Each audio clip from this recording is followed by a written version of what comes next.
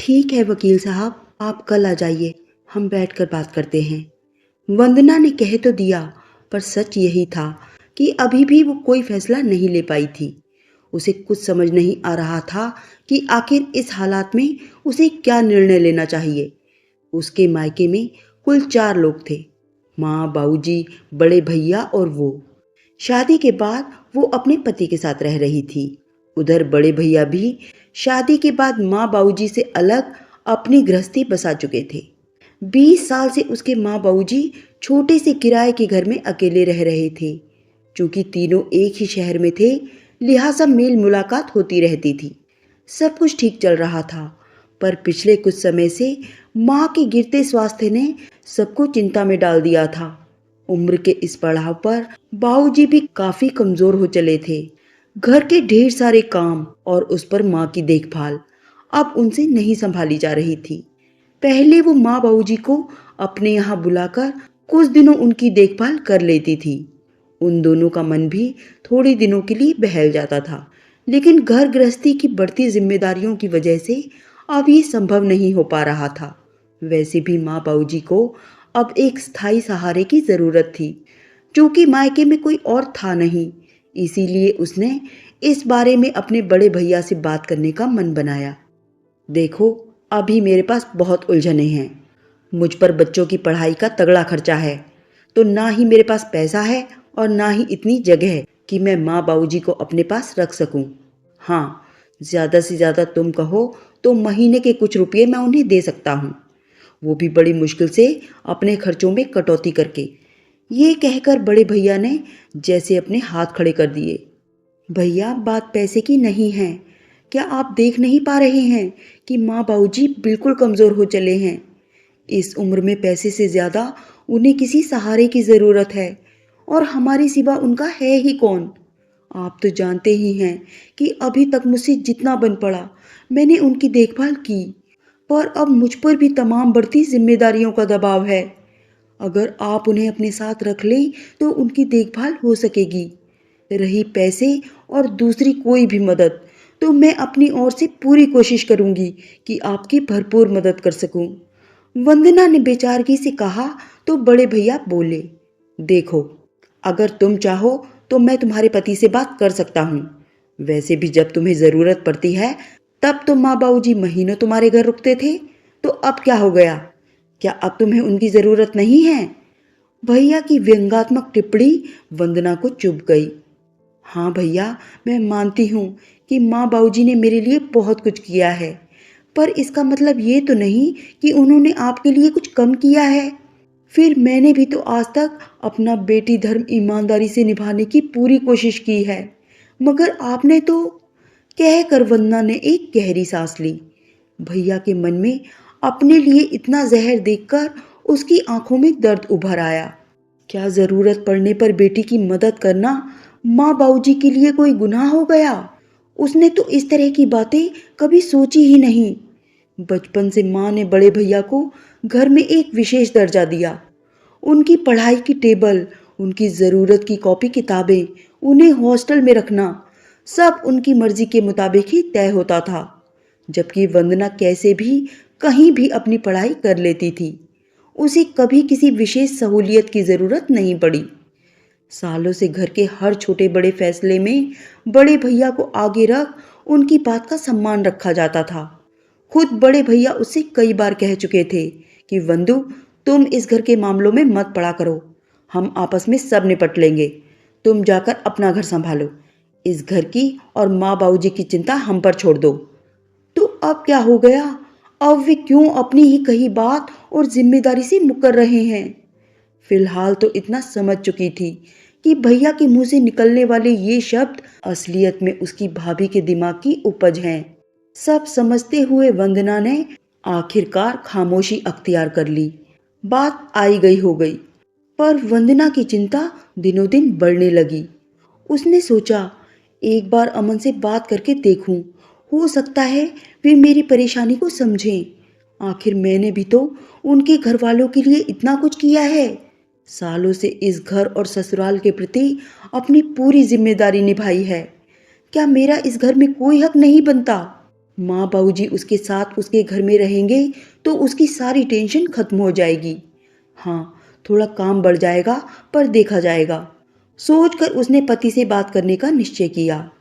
क्या मूर्खों जैसी बातें कर रही हो? अपने भाई की जिम्मेदारी अपने कंधों पर तुम क्यों लोगी? बेटे के रहते वे लोग बेटी के पास रहेंगे तो लोग क्या कहेंगे? आखिर सामाजिक नियम कायदे भी कोई चीज हैं। छूटते ही अमन ने सामाजिक मान्यताओं के नाम पर जैसे पल्ला झाड़ लिया। पर माँ बाबूजी ने हमेशा ही वक्त पड़ने पर हमारी कितनी मदद की है। आज उन्हें हमारी ज़रूरत है तो हमें भी अपना फ़र्ज़ निभाना चाहिए। आप भूल गए क्या? हमारे बच्चे के जन्म पर माँ ने आकर पूरी डिलीवरी अकेले संभाल ली थी। घर के कामों के अलावा मेरी और परी की देखभाल कितने अच्छे से की थी। वंदना ने पुरानी यादें ताज़ा करनी चाहिए। अरे, हर माँ अपनी बेटी के लिए ये सब करती ही है, लेकिन इसका मतलब ये तो नहीं कि इस एहसान के बदले हम उनकी जिंदगी भर की जिम्मेदारी ओढ़ लें, वो भी उनके बेटे के होते हुए। अमन ने बेपरवाही से कहा। ओह, वंदना को जरा सी भी हैरानी नहीं हुई। इतने सालों से साथ रहते हुए वो अमन को इतना तो जानने ही लगी थी, पर मन का एक कोना अभी भी इस भूल में था कि उसने हर मुश्किल हालात में अमन का साथ दिया है, तो शायद उसे निराश ना होना पड़े। बहरहाल, अपनों द्वारा छली जा रही वंदना इस समय भारी उलझन में थी। अपने जन्मदाताओं की फिक्र उसे अधमरा किए दे रही थी। कोई आसरा, कोई सहारा ना दिखता था। सपने में भी माँ बाबूजी की चिंता उसे डराती थी। पूरी पूरी रात उसे नींद नहीं आती थी। हे भगवान, माँ बाबूजी के स्वाभिमान और सम्मान की रक्षा करना। वे कभी बेबस और लाचार ना हों, हमेशा स्वस्थ रहें, किसी की दया के मोहताज ना हों। प्रार्थना करते हुए वो सिसक पड़ती। एक एक दिन बीता जा रहा था। माँ की बीमारी, बाबूजी की तीमारदारी और वंदना की लाचारी बढ़ती जा रही थी। क्या करे, किससे अपनी व्यथा कहे? कौन है जो उसके जख्म पर मरहम रख सकता है? क्या कहीं भी माँ बाबूजी को इज्जत की दो रोटी नहीं मिल सकती? आखिरकार वंदना ने एक कड़ा फैसला लिया। समाज और खानदान की परवाह किए बिना पास ही के एक वृद्धाश्रम में जाकर अपने माँ बाबूजी के लिए बात कर सभी औपचारिकताएं पूरी कराई। मन में ज्यादा खुशी ना सही, पर आत्मसंतोष था कि अब माँ बाबूजी बेसहारा तो नहीं रहेंगे। ऐसे में एक दिन उसे वो मनहूस खबर मिली कि माँ को चेकअप के लिए हॉस्पिटल ले जाते वक्त उन दोनों को एक जीप ने टक्कर मार दी। माँ ने तो सड़क पर ही दम तोड़ दिया और अस्पताल ले जाते जाते बाबूजी की भी सांसों ने उनका साथ छोड़ दिया। एकदम से आ पड़ी इस आपदा ने सभी को हैरान कर दिया। जिसने भी इस खबर को सुना सन्न रह गया। नाते रिश्तेदारों में सभी की आंखें नम थीं। भाई भाभी तो फूट फूट कर रो रहे थे। अमन भी अपने आंसुओं को बहने से नहीं रोक पा रहे थे। खुद उसके बच्चे भी नाना नानी को याद कर एक कोने में बैठे सिसक रहे थे, पर वंदना की आंखों में एक बूंद आंसू नहीं था। पता नहीं, पर इस भयंकर वेदना और दुख की घड़ी में भी उसके मन में जाने कैसी असीम शांति छाई थी। अपने इस अजीब व्यवहार के लिए वो समाज और परिवार के कोप भाजन का शिकार भी हुई, पर उस पर किसी के व्यंग बाणों और तानों का कोई असर नहीं हुआ। परसों ही माँ बाबूजी की 13वीं निपटी थी। बीच में एक बार वकील साहब आकर उससे मिलकर जा चुके थे। दरअसल माँ बाबूजी की इंश्योरेंस पॉलिसी के 10 लाख रुपये उसे मिलने थे, क्योंकि माँ बाबूजी ने उसे ही अपना नॉमिनी बनाया था। आज माँ बाबूजी के किराए के घर को खाली किया जा रहा था। ज्यादा कुछ सामान तो था नहीं, बस रसोई घर में कुछ बर्तन और बरसों पुराना उनका पलंग और अलमारी, साथ ही कुछ छोटा मोटा सामान। कमरे के एक कोने में स्टूल पर करीने से लगी माँ बाबूजी की फोटो। ये फोटो उनकी जवानी के दिनों की थी, जिसमें बाबूजी के भव्य चेहरे पर बड़ी बड़ी मूछें और माँ की कजरारी भोली चितवन देखते ही बनती थी। माँ की अलमारी देखते वक्त माँ की पसंदीदा साड़ी पर वंदना की नज़र ठहर गई। ये साड़ी बाबूजी ने उन्हें शादी की 50वीं सालगिरह पर दी थी। लाल बूटों से सजी सुनहरे गोटे वाली ये साड़ी माँ को बेहद प्रिय थी। वो साड़ी उठाकर वंदना ने अपने सीने से चिपका ली। पल भर को ऐसा महसूस हुआ कि मानो वो माँ के सीने से जा लगी हो। तभी उस साड़ी की तह से एक पर्ची सरकती हुई सी जा गिरी। उत्सुकता से वंदना ने उसे उठाया। ये माँ के हाथों की लिखी एक छोटी सी चिट्ठी थी, जिसे पढ़कर वंदना की आंखों से आंसुओं की धारा बह चली। चिट्ठी में लिखा था, प्रिय बेटी वंदु, हमारी जिंदगी की सांस नजदीक है। ईश्वर ही जाने कि कितनी और सांसों की मोहलत बची है हमारे पास।